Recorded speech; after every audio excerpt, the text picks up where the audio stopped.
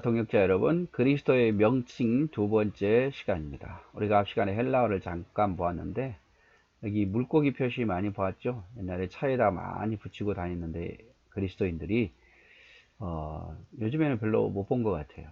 익투스, 어, 물고기 형상인데, 옛날에 서로 이제 예수 믿으면 잡혀가니까 이렇게 물고기 그림만 그려도 나는 그리스도인입니다. 서로 표시죠. 땅에다가 이렇게 그리면서 나도 그리스도인입니다. 나도 그리스도인입니다. 이렇게 서로 암호처럼 썼던 거예요. 근데 이 글자가 더 중요해요. 여기냐면 우리가 앞에서 보았죠. 예수스, 예수스, 예수스 할 때 첫자 크리스토스 대문자입니다. 다. 대문자, 대문자이기 때문에 소문자로 하면 더 읽기 쉬운데 대문자만 기록되어 있어. 예수스, 크리스토스, 데오스, 하나님이란 뜻이에요. 예수, 그리스도, 하나님, 그 다음에 휴오스는 아들이란 뜻이고, 소테르, 구원자. 그래서 예수, 그리스도, 하나님, 아들, 히오스, 소테로, 구원자. 예수 그리스도는 하나님의 아들이고 구원자입니다. 이런 뜻이에요. 여러분 이것만 해석해도 이야 너 대단하다 이렇게 할 거 아니에요? 여러분 기억하십시오. 예수스라는 첫 단어, 예수라는 첫 단어고 크리스토스 기름 부음 받은 자의 첫 단어고 데오스 이건 하나님이라는 첫 단어고 그 다음에 슈오스 아들이라는 첫 단어고 그 다음에 소테르 구원자라는 첫 단어다. 그래서 예수 그리스도는 하나님의 아들이요 구원자입니다. 한번 읽어볼까? 예수스, 크리스토스, 데오스, 그 다음에 슈오스, 소테르. 여러분은 벌써 오늘 헬라어 단어 5개를 배운 겁니다. 자, 오늘은 예수님의 명칭 인자에 대해서 배우려고 합니다. 자, 인자, Son of Man, 하나님의 아들, Son of Man, 자, 사람의 아들, 죄송합니다. 사람의 아들. 예수께서 자신에게 적용하신 가장 통상적인 명칭이며, 다른 사람들은 이 명칭을 거의 사용하지 않았다. 인자란 명칭은 예수의 인간성의 표시이지만, 그 역사적 기원을 보면 그것은 그의 초인간적 특성을 지적해주며, 또한 그리스도께서 위엄과 영광과 하늘의 구름을 타고 장차 오심을 지적해 주는 것이다. 자, 인자라는 이 말은 예수님 스스로가 많이 사용했어요. 예수님 스스로가. 다른 사람이 예수님 보고 인자 이렇게 말하지는 않았어요. 좀 다른 것보다도 예수라는 그리스도라는 또 하나님의 아들이라는 것은 이런 건 높임말로 쓰는데 인자라는 것은 왠지 낮춤말처럼 들리잖아요. 그래서 인자라는 단어는 예수님이 많이 쓰셨어요. 예수님이 많이 쓰셨고 다른 사람들은 그 명칭을 거의 사용하지 않았습니다. 근데 이 인자라는 것은 어떤 예수님의 인간성을 더 많이 나타내고 있죠. 인자인 내가. 그러니까 우리로 말하면 내가라는 뜻이에요. 내가. 그러니까 제가 목사잖아요. 그러면 하나님의 종 이렇게 많이 쓰죠. 제 스스로. 누구나 다 하나님의 종이니까. 여러분도 하나님의 종이고 나도 하나님의 종이죠. 하나님의 종 이렇게 많이 쓰는데 다른 사람이 저에게 말할 때 하나님의 종 이렇게 잘 안 쓰잖아요. 목사님이라는 말을 쓰든지 하나님의 사자 이렇게 쓰든지 이렇게 하지 하나님의 종 이것은 모두가 다 쓰는 말인데 높임말로는 잘 안 써요. 자기 자신은 써도. 그래서 예수님께서도 마찬가지예요. 인자가 이렇게 말할 때는 자기 자신이 예수님 스스로가 많이 썼지 제자들이나 다른 사람이 많이 쓰지는 않았다. 이렇게 생각하면 될 것 같습니다.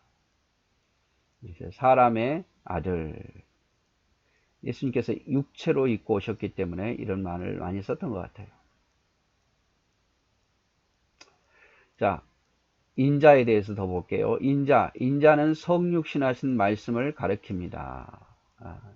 육신을 입고 오신 것을 가리키고 말씀으로 하나님과 함께 선지에 계셨으나 작정하신 때가 이름에 육신을 입으시고 사람의 아들로 이 세상에 오셨다는 것을 뜻합니다. 그래서 원래 말씀과 하나님이 함께 계셨어요. 예수님이 함께 계셨지만 작정한 때가 되어서 육신을 입고 오셨다는 의미로서 인자라는 말을 쓰죠. 요한복음 1장 14절 말씀이 육신이 되어 우리 가운데 거하시며 우리가 그의 영광을 보니 아버지의 독생자의 영광이요 의뢰와 진리가 충만하더라. 이 말씀은 예수 그리스도라고 말했죠. 예수 그리스도가 육신이 되어서 우리 가운데 거하심에 육신을 입고 거하심에 그의 영광을 보니 아버지 독생자의 영광이요 은혜와 진리가 충만하더라. 이렇게 표현을 하고 있습니다. 근데 또 인자라는 말은 인간의 자손으로 나심을 상징하는 이름입니다. 이 말씀은 예수께서 사람의 아들로 태어나신 데에는 인간의 혈통적인 배경이 있다는 것을 시사하고 있습니다. 자, 마태복음 1장 1절에 보면 아브라함과 다윗의 자손 예수 그리스도다. 인자라는 것은 사람의 자손으로 나셨다. 특별히 다윗의 후손에게 태어나겠다고 말씀하셨으니까 다윗의 후손으로서 아브라함과 다윗의 자손 예수 그리스도로 태어나셨죠. 또 인자는 인간의 조건 가운데 사신 분의 이름입니다. 목수의 아들로 자라면서 목수의 직업을 가지고 있었으며 그분이 인간이 겪어야 할 모든 것을 다 겪으셨다 이 말이죠. 목수의 아들로 직업을 갖고 계셨고 피곤도 느끼셨고 요한복음 4장 6절 목마르기도 있고 기갈도 당하시고 마태복음 4장 2절 잠도 주무시고 마태복음 8장 24절 노하기도 하시고 마가복음 3장 5절 우시기도 하셨습니다. 요한복음 11장 35절. 그래서 인자라는 뜻은 그분이 사람의 몸을 입고 성육신 하셨다라는 의미로서 인자를 많이 사용했고 또 인자라는 것은 인간의 자손으로 인간의 계보 속에 태어났다는 것을 의미하기도 하고 또 인간의 조건 가운데에 사셨던 분을 의미하기도 해요. 그래서 이 인자라는 것은 예수님 스스로가 많이 쓰셨지 다른 사람은 거의 쓰지 않았다라고 말하고 예수님이 인자라고 말할 때는 나는 인간의 몸을 입고 온 너희와 육신을 같이 하는 사람이다 라는 것을 늘 강조할 때 낮춤말로 인자라는 말을 많이 썼죠.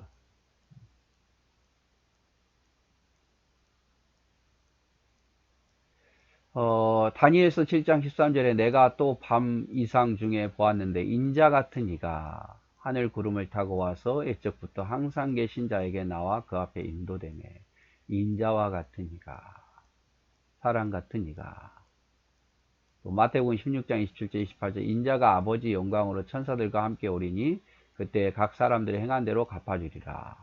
진실로 너에게 이르노니 여기 섰는 사람 중에 죽기 전에 인자가 그 왕권을 가지고 오는 것을 볼 수 있느니라. 이 인자라는 것은 예수 그리스도를 의미하는 거예요.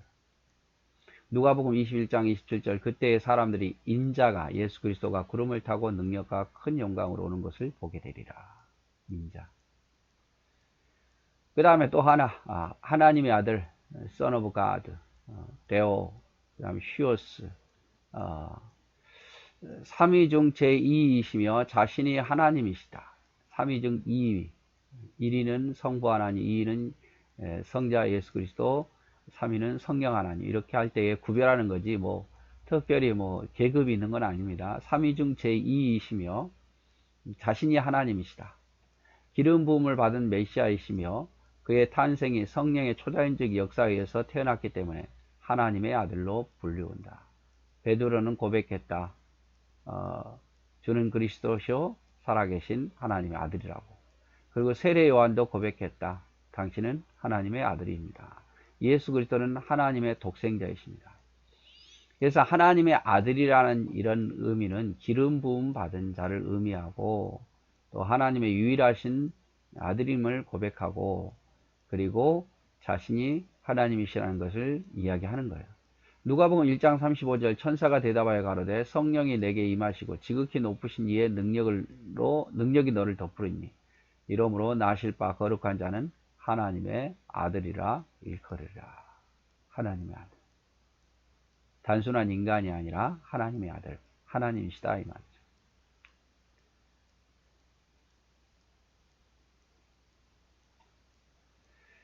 또 하나님의 아들이고 그 다음에 마지막 주라는 단어가 있습니다. 주, 로드. 주여 할 때 로드. 우리가 기도할 때 제일 많이 쓰잖아요. 주여, Lord. 자, 우리가 선생님이라는 말을 존칭으로 사용하는 존칭어인 주라는 명칭을 예수님께서 적용하셨다. 주라는 명칭은 교회의 주인이시며 통치자 되시는 그리스도를 의미한다. 때로는 연소자가 연장자에게, 종이 상전에게 사용되는 말이기도 하다. 하나님께 대한 명칭으로 표현되었다. 고린도전서 7장 34절, 빌립보서 4장 4, 5절. 자, 이 주라는 말은요, 존칭어예요. 존칭어. 그러니까 학생이 선생님을 부를 때도 주여라고 말하기도 하고, 또 종이 상전을 부를 때도 주여라고 말하기도 하고, 또 신하가 임금을 향해서 주인 되신 분으로 주여라고 말하기도 하고. 그런데 이것을 주라는 명칭을 사용했어요, 신약에서. 왜냐하면 교회의 주인이시니까. 교회의 주인이시니까. 또 우리의 주인 되시기도 하시고, 우리 마음속의 주인, 내 자리에 가장 중심되어 있는 주인으로서, 왕으로서, 그래서 그런 의미로서 주를 사용하죠. 자, 고린도전서 7장 3절, 시집가지 아니하는 자와 처녀는 주의 일을 염려하여 몸과 영을 다 거룩하게 하려 하되, 시집간 자는 세상 일을 염려하여 어찌하여 남편을 기쁘게 할꼬 하느니라. 그래서 시집가지 않은 자와 처녀는 주의 일을, 여기서 주는 뭐겠습니까? 뭐 높은 사람을 의미하는 거죠. 시집가지 않는 자는 높은 자를 생각해서 몸과 영을 거룩하게 하는데, 시집간 자는 남편이 있잖아요. 남편을 기쁘게 하는 일에 신경 쓴다 이 말이죠. 빌립보서 4장 4, 5절에 주 안에서 항상 기뻐하라. 내가 다시 말하노니 기뻐하라. 너희 관용을 모든 사람에게 알가라. 주께서 가까우시냐. 여기서 주는 바로 예수 그리스도를 의미하는 거죠. 우리의 주인 되신 분 안에서 늘 기뻐하고, 우리의 주인 되신 분이 곧 오시리라 이 말이죠. 그래서 주라는 것은 높임의 존칭으로 사용됐어요. 그래서 특별히 예수님을 주라고 말할 때는 교회의 주인이시고 우리의 왕 되심을 의미해서 주라는 용어를 많이 썼습니다.